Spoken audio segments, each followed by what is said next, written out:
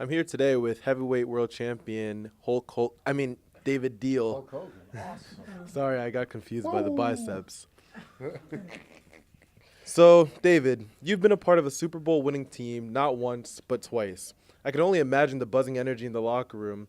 On the contrary, though, that loss in the wild card game against the Panthers must have devastated the team. What is the energy like in the locker room after a major loss like that? When you lose a game, the biggest thing that you don't lose is the lesson.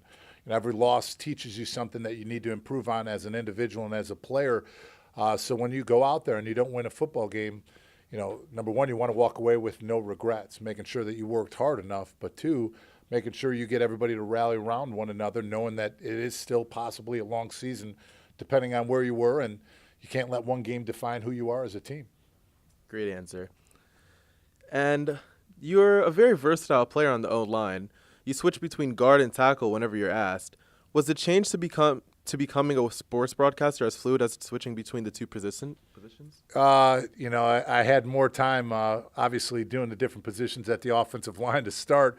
But for me, being able to play the different positions and then the off-season hard work that I did with repetitions and getting internships and making sure I helped build my resume and my experience during, my seasons and during playing, that's what allowed me to do what I'm doing now, which I absolutely love. So if I didn't have this, I'm sure I would miss football a lot more than I do. Last question. I know you're of Croatian and German descent. Your mother and father were both immigrants, if I'm not mistaken. Do you feel like it was a challenge or a help? I think for me it was a help.